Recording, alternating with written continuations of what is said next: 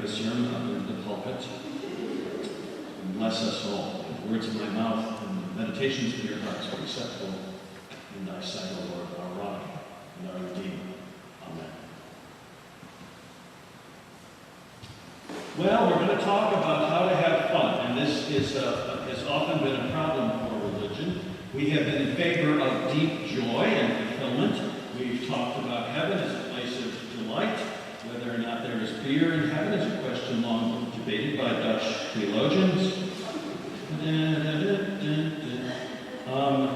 And even before there was the developed concept of heaven, there was the concept of the promised land, the land in which is flowing with milk and honey. You didn't really need honey. Honey was the joy, the extra tastiness, the wonder. So religion has been, in general, in the business of having a full and rich life. But they have also been opposed to trivialization of life. They've been opposed to not having things mean something. And so the most important things about God, religion has sometimes had trouble with trivialization. So, for instance, in Islam, if you draw a cartoon of Muhammad, that is like the worst thing you can do because it's a trivialization of something that's held to be very important. There's a fabulous novel, came out many years ago by Umberto Eco, a postmodern novel called The Name of the Rose. Some of you may have seen the movie The Name of the Rose. And it's a story set in medieval times at a monastery and in a library. And allegedly, at this library is one of Aristotle's books on comedy. And this is very problematic because the librarian thinks that religion is very serious. And anything that causes us to laugh is right out. So as it turns out, we don't find this later on, but as it turns out, he murders anyone who reads this book. Because, well, now that I've given away the entire plot of the book, there is a trend in religion that is opposed to people having fun, or laughing, or doing anything like that. It's difficult to understand this ironic thing that has fun to it, that can be meaningful, as well as potentially having the joy of a surprising truth. Jesus is sometimes, I believe, telling a joke. But religion has not always felt this way. In fact, the Puritans in 1659 decided that thou shalt not celebrate Christmas. There was a fine of 5 shillings for anyone caught celebrating Christmas, because Christmas was a very serious thing. But one person's fun is often another person's immorality, as we discover with card playing, which I think is kind of fun, but apparently was immoral once, or dancing. I should tell a Methodist joke here about dancing, but I'm not going to. Or alcohol, or I discovered this morning, Daniel, in reading the paper, that clergy cycling was once considered inappropriate. Now, however, good fun and good for the earth. So discerning what is fun and what is over the line into something, some sort of compulsive sinfulness, is one of the tasks of adulthood. It's when we grow up, we try and figure out what fun is and how it works. And in fact, what might be fun for one person might actually be evil in its impact on another person, like anger or sadness or drinking lemonade. Sometimes you can do it too much. There's an appropriate time and place, and then there's getting carried away. And having fun is figuring out this balance in life and what God would like us to do. And if religion says we should stop having fun, we have missed the mark of religion. In fact, we need to go completely the opposite direction. We need to tell people that religion is about having the deepest joy possible, and let's figure out how to do that. A joy that transcends any particular experience, a joy that is deep, and it's not just saying no, it's just saying yes in the most fabulous way imaginable. Not settling for half an hour. The Bible is very consistent in terms of how to figure out how to do this, how to have the most joy and fun in life. All the way from Proverbs to the Psalter and then Ephesians and in Jesus' work, to have fun, you have to think about it. To have fun, you have to think about it. Now, I'm going to unpack that a little bit in terms of what that might mean. We're going to talk about wisdom, carefulness, and insight. And in the passages this morning, as throughout the Bible, there is this playoff between wisdom and foolishness. All throughout the Bible, the writers and the religious people want folks to be wise and not foolish. Happens a lot. But by foolish, they don't mean not having a high IQ or not being smart in the world.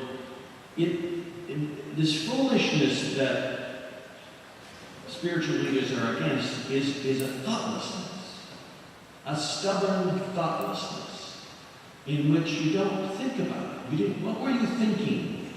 What were you thinking? So both Ecclesiastes and Jesus calls lots of smart people fools.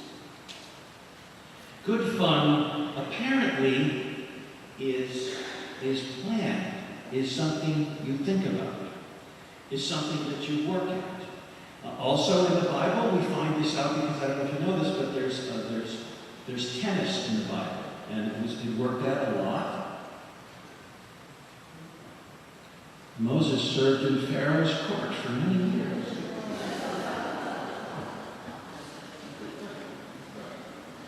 Right. So we're going to talk about. When I love to play squash, and for me, squash is fun. But you don't just walk onto a court and play squash. There's some things that you need to have. You need to have a good squash racket. This is a clergy squash racket with black and white. And without a good squash racket, it's just not as much fun because you hit it badly or it breaks or something. So I need to be prepared by walking on and having the right thing in order to have fun. Because if I have the wrong racket, it's just not as much fun. And because I'm bald, I need to have a sweatband. One of the bad things about being bald is you don't have any hair to wick out the sweat. It rolls right down into your eyes and it hurts. So for me to have fun, I have to have a sweatband on. Because if I don't have a sweatband, it just ain't no fun.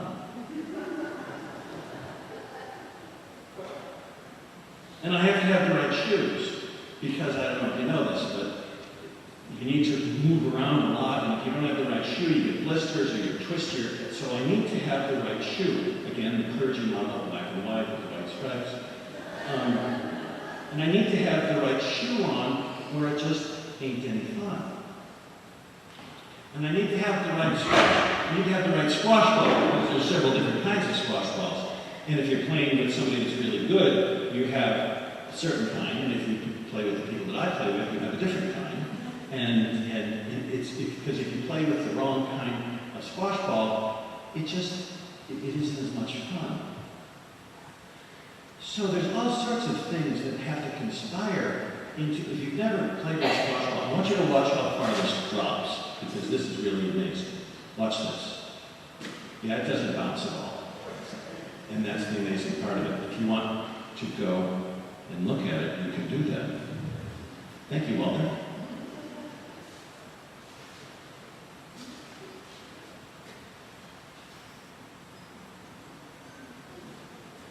We need to prepare for things. And right now you're arguing with me. You're saying, but Bill, what about spontaneity? What about spontaneity? Isn't it fun when you just do whatever you feel like? My answer is no. God's not interested in chaos. You don't just do whatever you want to do. Let's drive into the tree. Let's drive into the tree and see what happens. No, spontaneity is actually what you do when you're prepared for something. You do, well, let's be spontaneous in this particular fashion. And we are all prepared for spontaneity. It's the fun of music and games and sport. I love jazz. And there is no person in the world more spontaneous or more prepared than a jazz musician. They're listening, they're playing what's going to happen at a particular moment, and it is this combination of spontaneity and preparation that creates this great joy. Jazz is full of this. We're listening to some great madrigal work. We're listening to the Hildeberg Madrigal Singers, and they have spent hours and hours and hours for this great joy that they experience. Do you all experience great joy, right? Right. See, and they're prepared for things. This joy of participation is something we look forward to, something we plan, and something we think about. Christmas is a great joy, but it doesn't just happen.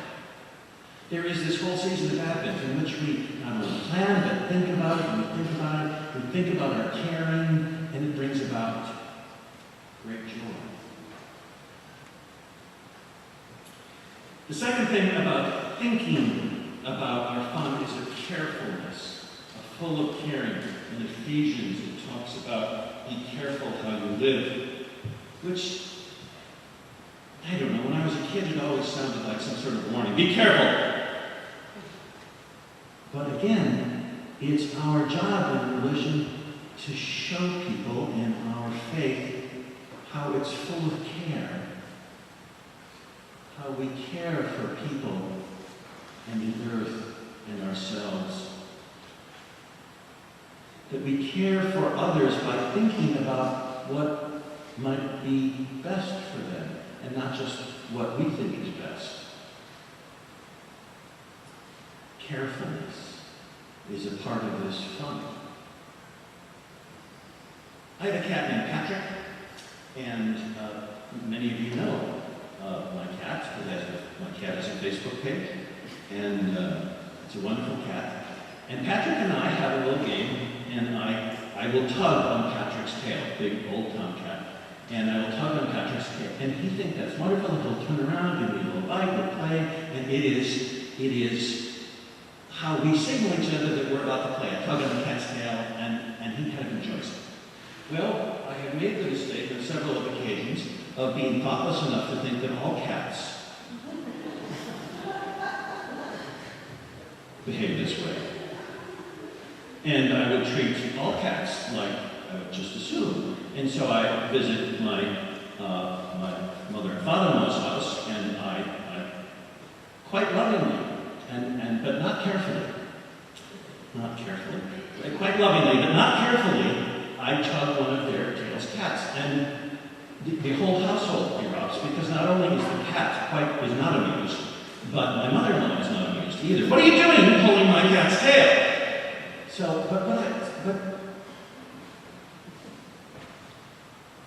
it wasn't any fun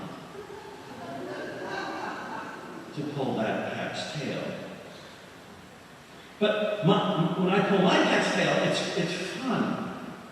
So I guess a certain carefulness is required in this business of fun.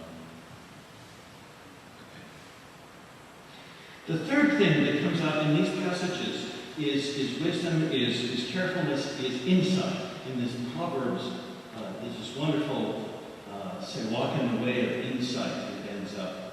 And insight is this thinking about it that looks deeper. It's not only carefulness, but it's looking below the surface, thinking about impact, seeing deeper into something, either in time or in emotional impact, for how to have the best fun possible. I'll never forget a drug lecture that happened to me one time in Joliet West High School. It was the anti-drug week or something, and they brought in a former heroin addict. And we were all prepared for the addict to stand up and say, well, you just don't do it, because I said so. And instead, there was about 5 minutes where this heroin addict talked about how great heroin was. And we were all shocked and appalled, because no one had ever told us that there was any other side of this. He said, man, that heroin is great. The things that happen when you take that and the rush and just went, for 5 minutes, went on and on. The teacher was getting nervous. And for a little while, it is just the best thing imaginable. And he said, and then your life completely completely falls apart.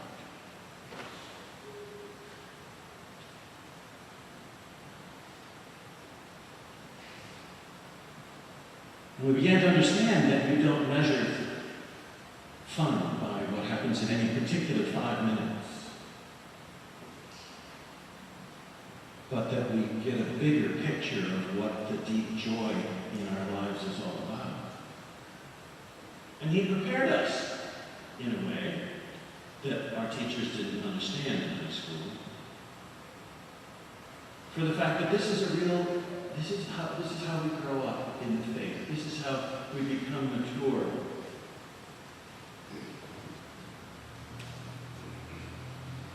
Proverbs says, lays immaturity. Lay aside immaturity, walking away of insight.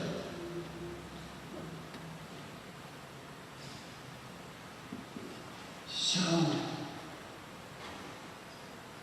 let us conspire to help our culture and ourselves think about fun, so we might have the best of it. And sometimes it may be card playing. I don't know. There must have been some world in which card playing was horrible and destroyed lives. And oh no, you were playing euchre. Oh my gosh, you're going to. And there may have somehow in that culture been something that wrecked lives. But if we play cards carefully and lovingly and with each other and in a way in which we're not gambling our futures, but investing in our present. If we do all these things, if we play squash with wisdom and carefulness and insight, all these things, our lives can be full of joy, the joy of Christmas, the joy of playing the best game ever, which is not Monopoly, but which is this life that we need. So let us as religious people not be afraid of joy, nor let us teach our children to be afraid of joy. But let us think about joy deeper, so that we can be tantalized and drawn into this life that Jesus says, I have come so that your joy might be full and that thy joy will be in you. And we will err in this regard. And if we are in community, we will call ourselves deeper to this, so that we can celebrate with the earth and with each other and with God this wonderful Christmas dance. This Christmas dance. Having the best fun in the world is a little bit of work, apparently. But let us say, with the author of Proverbs, come, eat of my bread and drink of my wine that I have mixed. Lay aside immaturity and live, and walk joyfully in the way of insight. Have fun.